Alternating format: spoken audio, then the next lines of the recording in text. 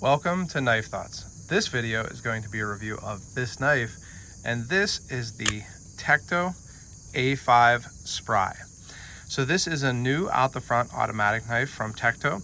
I got to check out Tekto's knives at Blade Show and they sent this one for review. So I want to thank Marco and everyone at Tekto for sending this knife. But the reason I was interested in this knife is because I love out the front automatic knives. I've been doing a lot of reviews of them here in 2023 since they've been decriminalized where I live to carry. And if you're not familiar with out the front automatic knives, what it is you can both retract and extend the knife automatically with this button.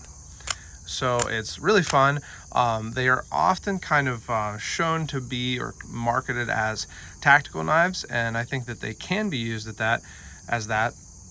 Part of the reason for that is probably because they do, shoot out. It's kind of impressive looking, maybe scary depending on who is watching. I think it's just really cool. The mechanism is incredible.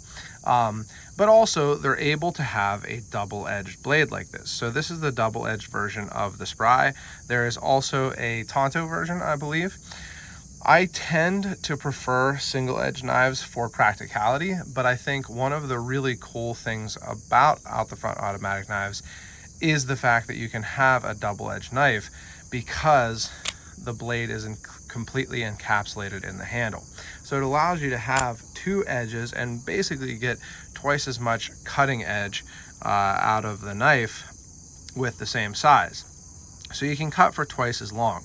Now, one thing with a double-edged knife like this, being that out the front automatic knives, by the nature of the design, the blade can't be very tall. They don't always have a super thin grind. This, isn't going to slice as well as a typical knife with a tall, flat grind, but it cuts well. I have used this knife quite a bit, just general, daily tasks, and it seems to cut fine. I think that for most normal tasks, it's going to cut really well. Maybe not the best food prep knife, but you probably are using your kitchen knives for that. So I do appreciate the uniqueness, the novelty of having a double-edged blade. Certainly it would be good for piercing tasks. One thing that I like to let people know about out the front automatic knives, if you're not familiar, is that it's not like you can press this button and it can, pierce into something of any durability. The way the mechanism works, if you extend the blade, and of course it's going to go into the wood a little bit, but it kicks off of the tracks. Now, it doesn't mean that your knife is broken. If you have that happen, or if it kicks off just for any reason, you can always just get the blade back all the way out or back all the way in, and it'll get back onto the tracks and you'll be able to open and close it normally. So that is sometimes marketed as a safety feature. I think it's really just an inherent feature of the way the mechanism works on an out the front automatic knife.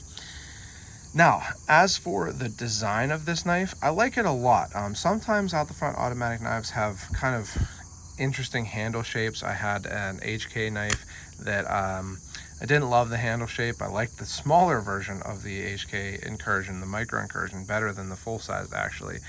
This handle feels really good. You see you have a scallop for your index finger, and then all three fingers for me fit really well on the handle here. There's no hard corners. You can see that the edges are chamfered all the way around. There is a glass breaker, but it's pretty unobtrusive. So I'll show you it in comparison to the Microtech glass breaker.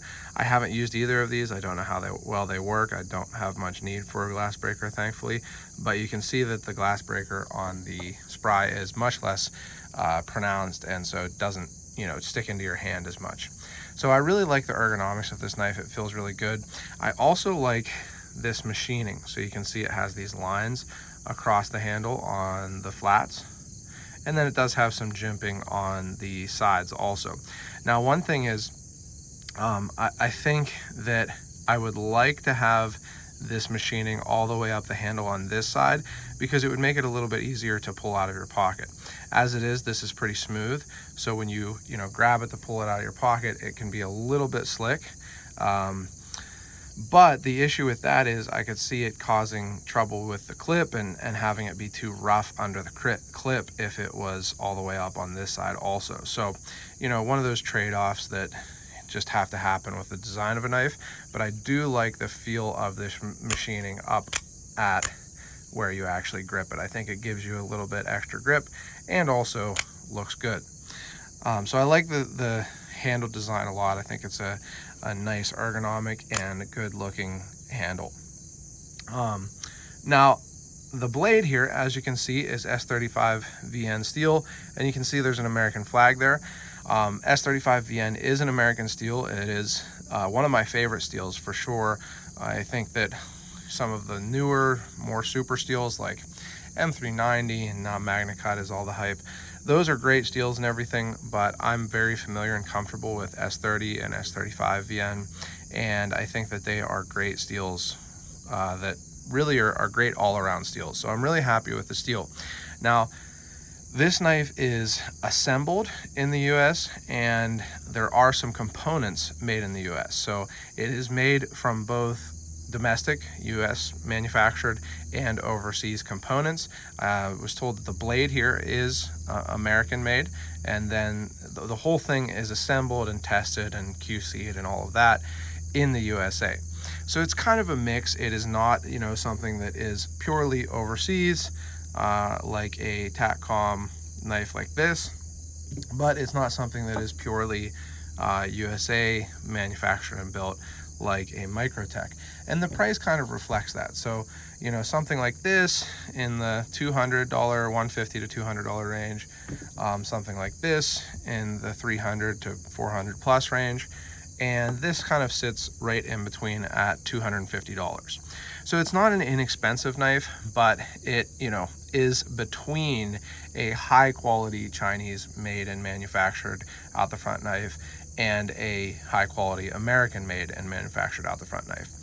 A quick note, this is something that I think kind of gets a little bit swept under the rug. There are companies that do this same thing, and in my opinion, probably some that do, all of the components are made overseas and they're just built in the US and call them completely USA made. And they might say USA built. And I think that that's a really different thing from what Tekto does. So Tekto specifically says on their page for this knife and on the box, the packaging, that this is made from both domestic and overseas manufactured parts. So they're not hiding anything. They are putting it right out there and making it, you know, pretty clear that there are both overseas and domestic pieces to this knife, and then that it's built and QC'd and tested and designed in the USA. And I think that that's a lot different than taking you know, parts of a knife and bringing them, you know, importing them to the US and then transforming them, which is, there's some like legal term that you have to transform the item for it to be considered made in the USA, and then saying that it's made in the USA. And there are, in my opinion, definitely companies that do that. So I really appreciate that Tekto is upfront, honest, and transparent about that. And I think that you're getting a really nice out the front knife for that price. It has great action.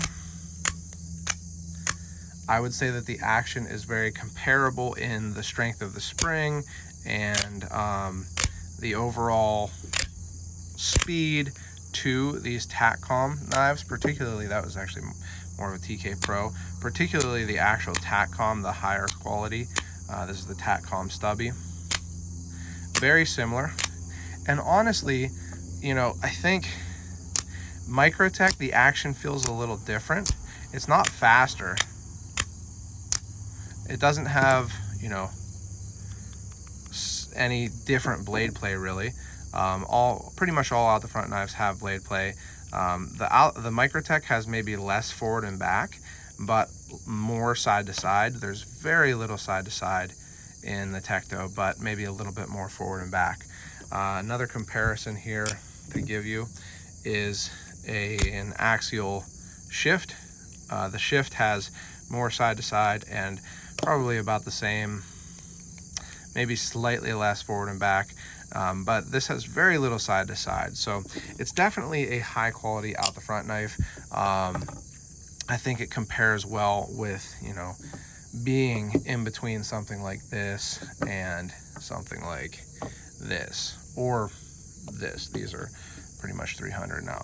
So this Tekto Spry is, you know, I would say right between these two groups, and also kind of in what it is between those two groups.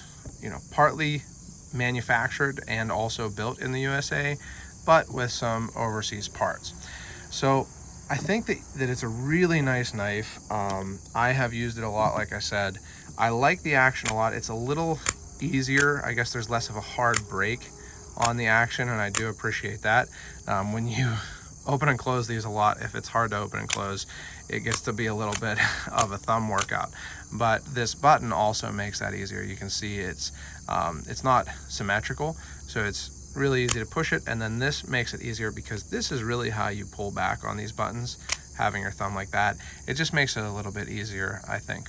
So I've really enjoyed getting to check out this Tekto Spry. It's always fun for me to check out new brands. I had kind of heard of Tekto, I believe, from Smoky Mountain Knife Works carrying them before going to Blade Show, but it was great getting to meet new people at Blade Show, meet new brands, and get to check out some of their knives. So I really appreciate the chance to check out this Tekto Spry. If you have enjoyed this video, make sure you give it a thumbs up, leave any comments you have. Check out my other social media. I'm on Instagram and Facebook at Knife Thoughts, and my website knifethoughts.com, where I post articles on knives like this and knife related topics. And last but not least, as always, don't forget to go out and do good.